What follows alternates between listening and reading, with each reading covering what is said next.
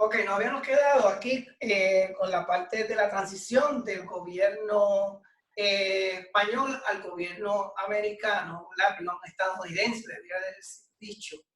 Eh, y estaba hablándole de que en la primera administración estadounidense en Puerto Rico trajo al general John Eaton. Y le comentaba que siempre a mis estudiantes, yo de manera jocosa, le hago esta anécdota del general John Eaton y su ayudante Víctor Clark. ¿Qué fue lo que sucedió? Que esta persona habían estado administrando la educación a nivel de todos los Estados Unidos en aquella época del siglo XIX. Y pues son personas que están acostumbradas a un clima, que allá no hay mosquitos, aquí esto estaba plagado de mosquitos. Las condiciones del trópico eran bien diferentes, bien difíciles. Así que ellos duraron bien poquito, 2 años, y se fueron porque no aguantaron principalmente los mosquitos. Voy a continuar con la presentación. Recuerden que siempre hay algunos cambios que hay situaciones que hay debido a la conectividad. Así que me disculpa por eso. Durante esta primera administración educativa estadounidense, en el periodo de transición de 1898 a 1900, la actitud respondía más a la necesidad de la cultura americana que a la cultura criolla, a la puertorriqueña. El sistema educativo que comenzó a organizarse era una réplica de la filosofía y estructura de la educación en Estados Unidos. Por ejemplo, se nombraron juntas escolares conforme a las que existían allá en los Estados Unidos, pero más adelante se encontraron que no eran tan efectivas como lo eran allá por el desconocimiento que tenía la gente de los procesos educativos. Aquí el pueblo en general no tenía conocimiento de cómo debía ser el currículo, cómo debía haber una estructura, ¿verdad? Un sistema educativo. Así que esas juntas escolares allá funcionaban, pero acá no funcionaban. A esta acción deliberada de sustituir todos los de los españoles por lo americano se le llamó en Puerto Rico la americanización. Ese es el periodo que vamos a estar discutiendo en esta tercera videoconferencia grabada, porque la segunda se me interrumpió sola mientras la grababa, así que tuve que abrir una tercera videoconferencia. Las escuelas en ese momento fueron utilizadas, ¿verdad?, desde 1898 a 1990 como medio más efectivo para lograr la americanización de todos los habitantes de Puerto Rico.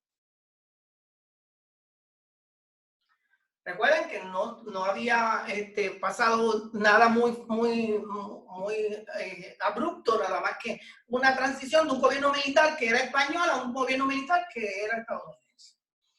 La situación en Puerto Rico era la siguiente.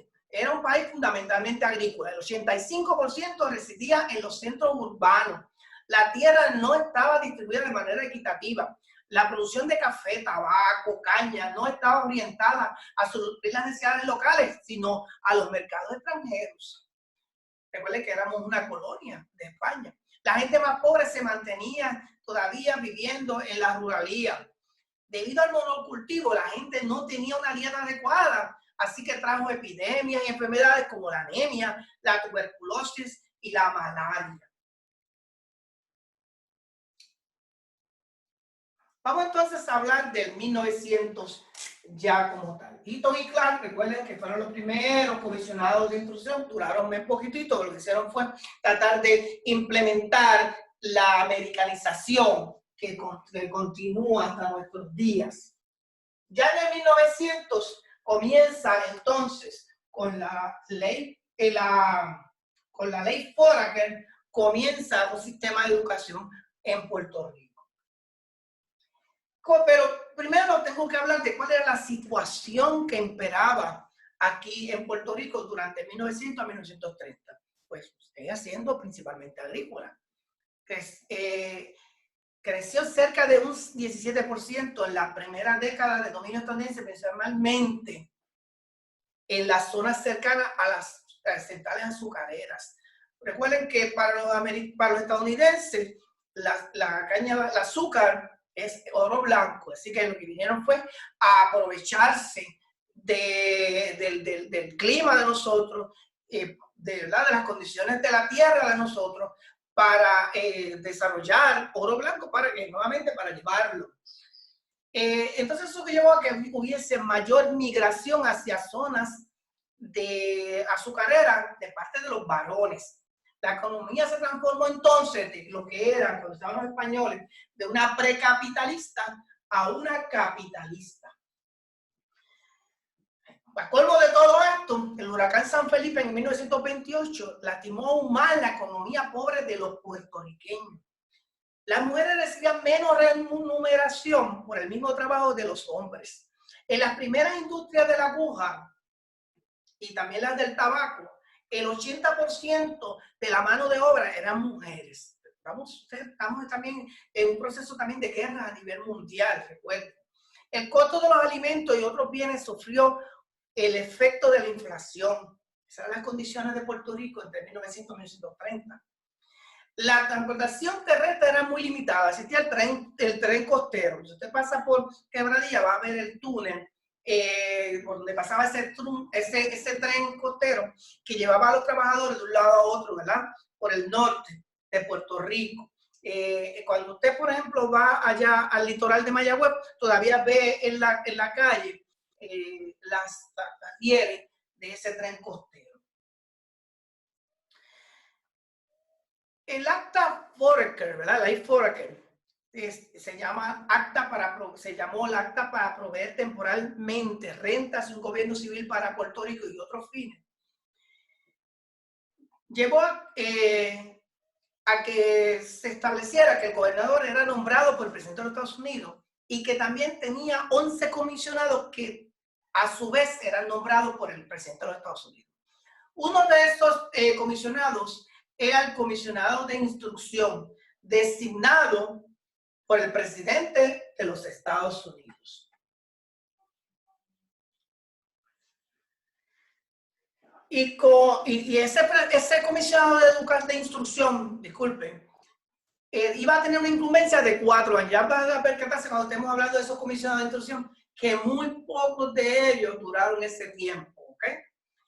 Esos comisionados de instrucción tenían muchos poderes, como por ejemplo el desembolso de dinero para entidades educativas de todo el país. El primer gobernador, entonces, después de la ley Foraker, en el 1900, fue Charles Herbert Allen.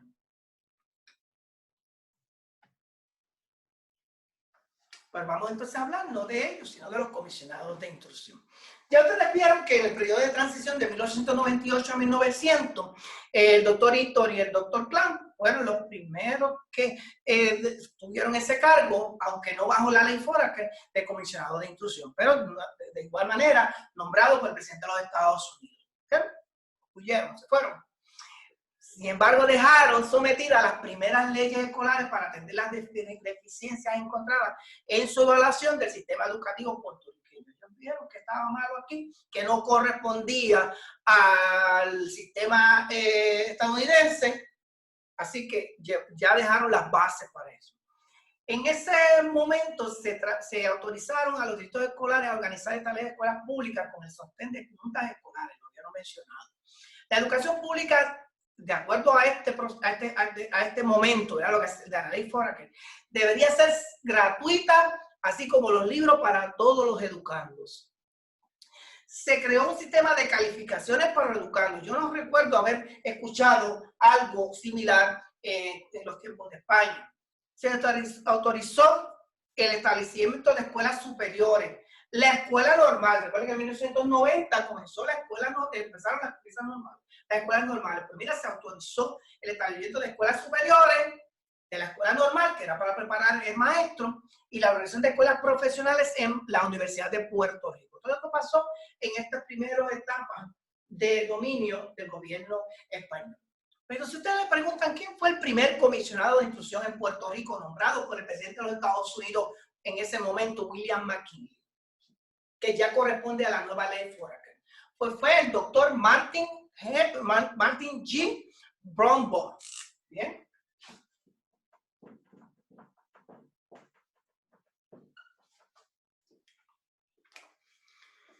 Duró 2 años también. Él fue el que redactó la primera ley escolar de Puerto Rico. Lo que hacía esa ley escolar era centralizar el sistema. Todavía estamos pagando las consecuencias. Amplió significativamente la cantidad de supervisores escolares. Aumentó el sueldo de esos supervisores a $1,200 anuales. Sin embargo, hay un logro de parte del doctor Martin Brombaugh, que fue que logró matricular 49.230 estudiantes a nivel de toda la isla. Eso es un logro de esos 2 años de la educación estadounidense en Puerto Rico. Importante también en este periodo es que se trasladó la escuela normal que se había creado en Fajardo a Río Piedras, creando la Escuela Normal Preparatoria de Maestros en Río Piedras. Este fue el primer paso, mi gente, para la creación de la Universidad de Puerto Rico en 1903. Así que esto es historia nuestra, de nuestra universidad. Nuestra universidad, los cimientos de la Universidad de Puerto Rico, allá en Río Piedras, fueron de la escuela normal que venía de Fajardo. Esta es la base. Así que, ¿cuáles fueron los orígenes? Si te preguntan los orígenes de la Universidad de Puerto Rico. Los orígenes de la Universidad de Puerto Rico fue para preparar maestros. Esta información la pueden encontrar en el libro de 100 años de educación y administración de Puerto Rico, del doctor Ramón Claudio. Bien, también en la referencia que le publiqué en la plataforma de la doctora Ana Elvia Quintero. Son datos que se pueden constatar.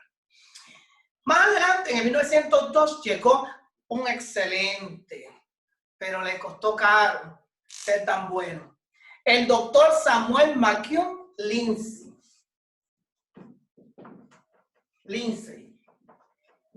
¿Okay? Lindsay, antes de ser nombrado, había sido muy destacado en los Estados Unidos como un sociólogo. Él logró un sistema de 2 fases a nivel académico en Puerto Rico. Desde primero a 8º grado y la escuela superior de 9º a 12, como muchos estados de Estados Unidos lo tienen. Es el primero que establece escuelas superiores en Puerto Rico. ¿Y estas fueron dónde? En Fajardo, en Mayagüez y en Ponce. Ustedes recuerdan que había educación ya en San Juan, pero en educación superior como tal estaba todavía en pañales. Así que esas primeras escuelas superiores bajo el dominio estadounidense fueron en Fajardo, en Mayagüez y en Ponce. Son las más viejas. Su oposición al castigo corporal, escuchen este dato importante de la historia de la educación en Puerto Rico. La oposición del doctor Samuel McCune Lindsay al castigo corporal en la escuela le costó una imagen poco simpática entre muchos maestros y padres. Tanto fue así que crearon un revuelo que el presidente de los Estados Unidos dijo que los sacó de su puesto, de su cargo, en el 1904. ¿Por qué? Por oponerse a los castigos corporales, por parte del proceso de educación. Entonces llegó en 1904 el doctor Ronald Faulkner, perdón, el doctor Faulkner.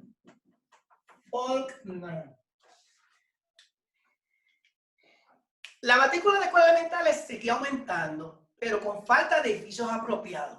Así que él se percató que había que construir edificios escolares que consideraran las condiciones climatológicas del trópico. Así que esa es la gran aportación del doctor Faulkner. Él también dio incentivos para estudiar fuera de Puerto Rico, incentivos para que los maestros puertorriqueños aprendieran inglés. Esa era una situación que tenía desde que llegaron los estadounidenses aquí, que los maestros estaban en rebeldía porque no dominaban el idioma inglés. Eliminó la imposición de la enseñanza de inglés en las áreas rurales, así que flexibilizó un poco. Las áreas rurales no deben estar imponiendo la enseñanza de inglés. No dice que no le enseñaran inglés, es que no lo impusieron. Después llegó uno que mis estudiantes de educación física siempre lo recuerdan con mucho cariño, que fue Dexter. ¿Bien? Este duró 5 años, de 1907 a 1912. Bajo su incumbencia aumentaron la cantidad de maestros y las controversias también. Entre más maestros, más controversia entre ellos. Ahí fue cuando se creó la Asociación Insular del Magisterio. En Mayagüez, precisamente, se creó la Asociación General de Maestros de Puerto Rico, que es la actual Asociación de Maestros de Puerto Rico, que eso fue una respuesta indispensable en aquel momento de unir a los maestros para su propia ayuda y para la protección de la clase de magisterial. Así que fíjense de dónde viene la cuestión de las asociaciones de maestros, desde esta época del doctor Edwin Dexter. La aportación más significativa de Dexter fue el logro de enseñanza de las manualidades y cursos vocacionales. Todavía antes de él, antes de 1907, no existían cursos vocacionales y de oficio, pero miren qué importante, tanto en las escuelas elementales como en las superiores. ¿Qué falta nos hace tener cursos vocacionales en las elementales? Vocacionales o de oficio. También contribuyó al inicio de actividades deportivas y recreativas y a la organización de competencias interescolares, o sea, entre distintas escuelas, que pasaron a llamarse más adelante los Field Day. Yo pienso que mis estudiantes de educación física recuerdan siempre en el examen, es más fácil, el comisionado de instrucción Dexter, por los asuntos de las competencias interescolares. Eran interescolares, escuela con escuela, no intraescolares. Hoy día básicamente se hacen entre los mismos salones, hogares o los grados de una misma escuela. Rara vez se llama Field Day a las interescolares. Más adelante llegaron otros comisionados de instrucción, por ejemplo, llegó Bainter, llegó Miller. Bainter fue el que promovió la enseñanza obligatoria de la economía doméstica y de la agricultura para los estudiantes de sexto a 10º grado. Miller fue el primero en ser más amistoso con los maestros.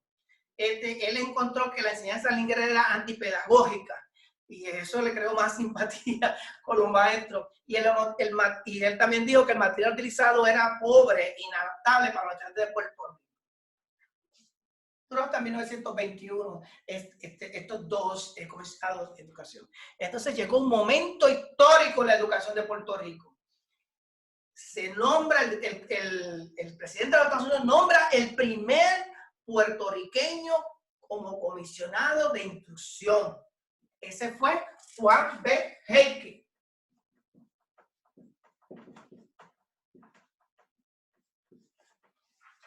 Prohibido olvidar a Juan B. Heike. Nuevamente, porque fue el primer puertorriqueño en ocupar el cargo de comisionado de instrucción nombrado por el presidente de los Estados Unidos. ¿Qué aportaciones tuvo Juan B. Heike? Que creó las segundas unidades, que eran escuelas de primero a 9º grado. Eso se usaba más en los campos. Se llegaba, todavía no estaba el kindergarten en Puerto Rico. Escuelas que eran de primero a 9º, luego pasaban al pueblo, donde allí estaban las escuelas superiores, ¿verdad? Todas las ciudades. Adoptó el currículo de necesidades de la comunidad. La escuela tenía más de cerca la participación de los padres y otros ciudadanos. Son fueron importantes aportaciones de Juan B. Heike. Más adelante, en 1930, entonces este noble, esta otra persona noble, igual que Lindsay, fue José Padín, puertorriqueño de San Germán, también nombrado por el presidente de los Estados Unidos. Convirtió a los inspectores escolares en superintendentes de escuela. De ahí que empieza el término de los superintendentes de escuela, con José Padín. Pero para mí lo más importante, no sé para ustedes, es que recuerden que estamos viviendo 1930-1936 una situación de extrema pobreza en este país. Y él trajo o inició las bases para la creación de los comedores escolares. Yo lo voy a anotar aquí en la pizarra porque a mí es importante. Estamos en un curso de fundamentos sociales de la educación. Así que eso de los comedores escolares hacía justicia social a los niños de nuestros campos, de nuestros niños pobres de Puerto Rico. Eso lo trajo José Padín. Otra de las aportaciones de José Padín fue el que reorganizó el programa de español de la escuela elemental bajo la dirección de la distinguida educadora aguadellana, la doctora Carmen Gómez Tejera. Mi gente, la doctora Carmen Gómez Tejera era una erudita, era alguien muy famoso en aquella época en la enseñanza del nivel elemental del español. El español no tenía como una estructura y con José Padín y la ayuda de ella se logró.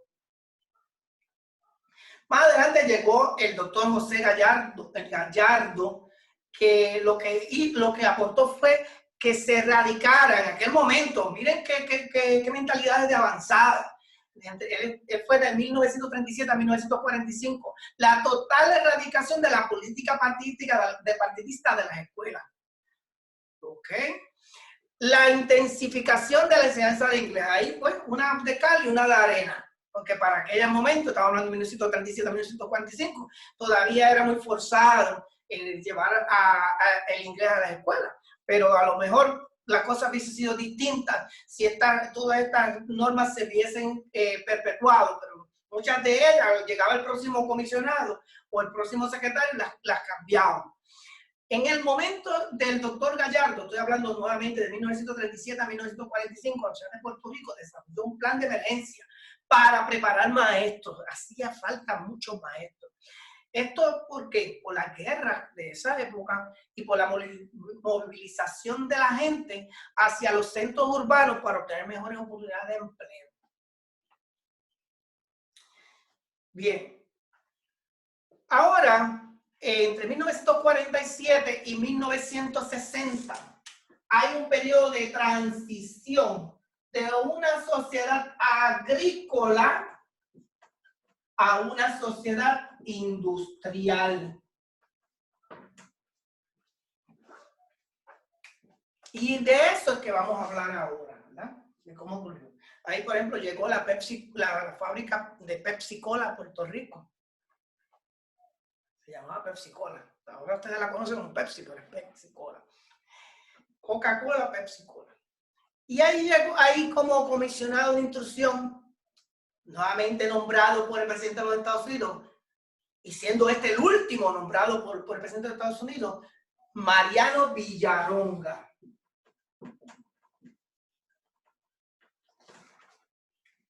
Tuvo unos grandes éxitos, varios logros importantes.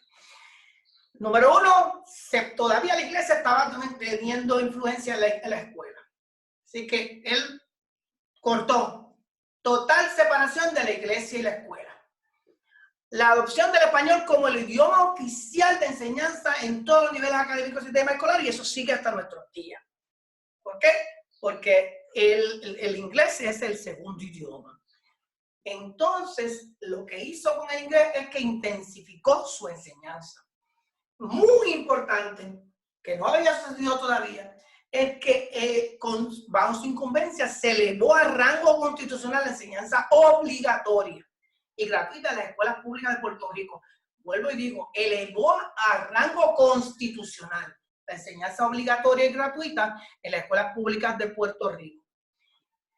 También bajo Mariano Villaronga se creó el periódico Escuela y la revista Educación, que ya yo entiendo que no existen, pero eran unos instrumentos de comunicación muy importantes precisamente, yo creo que hasta finales del siglo pasado.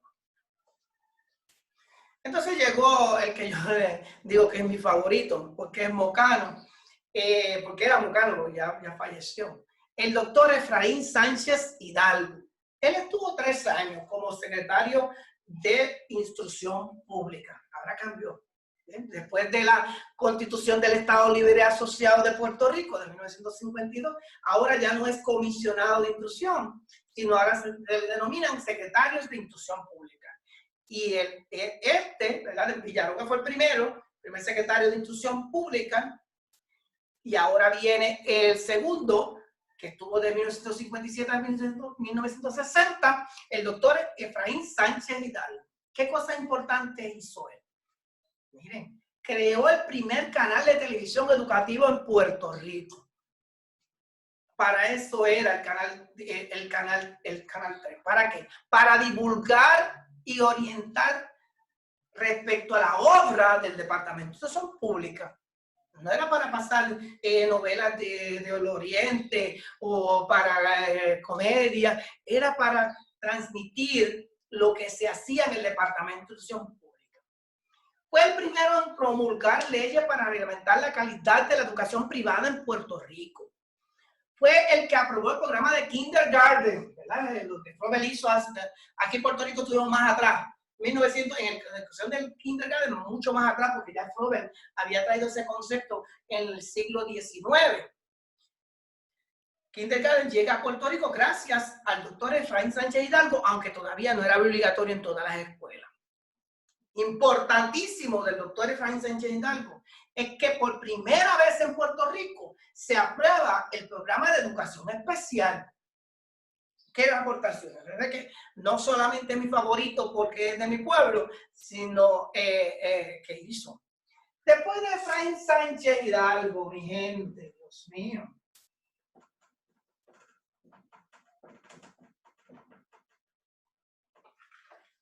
Ha habido una serie de secretarios de instrucción pública y después, a partir de 1990, secretarios de educación de Puerto Rico, que han tenido éxitos en unas cosas, pero también han tenido fracasos en otras. Y en la historia no las cuenta. Después de Efraín Sánchez Hidalgo vino el doctor Cándido Oliveras. Más adelante, el doctor Ángel Quintero Alfaro, el doctor Ramón Mellado Parson, Celeste Benítez en una primera ocasión, el doctor Ramón Cruz Aponte, el doctor Germán Sulzona, el doctor Carlos Chardón, no lo conozco personalmente, la doctora María Socorro Lacot, la profesora Wilda Ponterroque, el doctor Rafael Cartagena. ¿Qué les cuento de todas las cosas que han pasado buenas y no tan buenas en el Departamento de Educación bajo las administraciones de todos ellos? El doctor José Lema Moyá, nuevamente repitió la profesora Celeste Benítez, eso fue en el año 1991-92. Una designada que fue la doctora Anabel Padilla Casey, pero llegó el doctor José Arsenio Torres, que tuvo una situación en la prensa, que él cargaba plátanos en los vehículos oficiales del departamento, porque ese era su negocio privado, él era de campo, y eso le costó que le dañaran la imagen al secretario de Educación y los retiraron. Más adelante vino el doctor Víctor Fajardo, que como todos conocen, esa época fue floreciente en la tecnología de las escuelas de Puerto Rico, fue el que creó la agenda, ya los maestros no tenían que planificar largos, no planificaban en una agenda, había mucho adiestramiento para los maestros, sin embargo, el doctor Fajardo pues, fue enjuiciado y encarcelado, ¿verdad? Por malversación de fondos o por manejo lícito de dinero. Y eso es historia de este país. Con la administración de la gobernadora Sila Calderón, nuestra primera gobernadora de Puerto Rico, llegó el doctor César Rey Hernández. Lo conozco personalmente, es catedrático de la Universidad del Sagrado Corazón. Hizo muchas cosas positivas por el Departamento de Educación, que hasta nuestros días. Más adelante llegó el doctor Rafael Aragunde. Los maestros a partir de Aragunde tenían que ponchar en un sistema electrónico. Antes no lo hacían, firmaban un papelito y a veces iban, a veces no iban a las clases. Los niños perdían mucho tiempo, no había manera de cómo monitorear que los maestros estaban asistiendo y dando sus clases. Hubo un cambio de administración de Luis Fortuño y llegó entonces, repitió el doctor Carlos Chardón, que todavía está vivo, yo lo conozco, en ocasiones he compartido con él.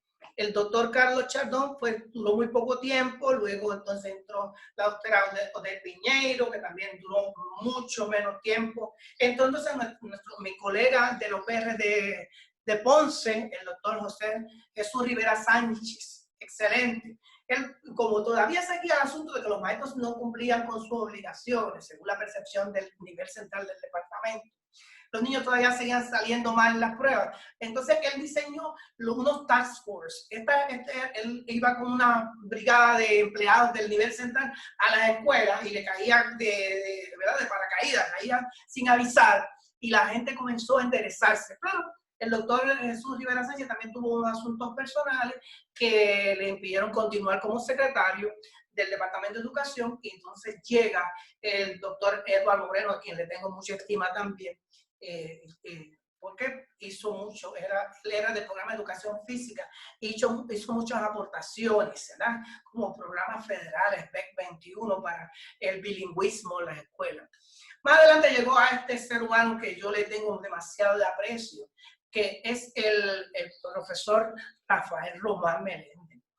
Con él yo logré ser superintendente de escuela y toda mi vida le estaría agradecido. Fui superintendente de escuela en la región de Ponce y también en la región de Mayagüez. Ustedes saben que el Departamento de Educación siempre está atado a la situación político-partidista del país y pues termina Rafael Román y comienza la doctora Julia Kelleher, que hasta mientras yo grabo esta videoconferencia tiene unos casos pendientes, ¿verdad? Finalmente, he estado en el escenario como secretario de Educación, mi gran amigo el doctor Eligio Hernández, quien me ha tocado unas épocas bien difíciles, inclusive de los huracanes, que aunque estaba aquel ejemplo, él estuvo ahí testimoniando el departamento, los temblores de tierra, la pandemia, pero de ahora en adelante, que la educación de este país pueda seguir floreciendo y adelantándose. Como la pregunta mía es, ¿cómo vamos a reponer todo el tiempo lectivo que los estudiantes han perdido en estos momentos de la historia de este país? ¿Saben qué? Que el futuro de la educación de Puerto Rico y del mundo entero está en las manos de ustedes.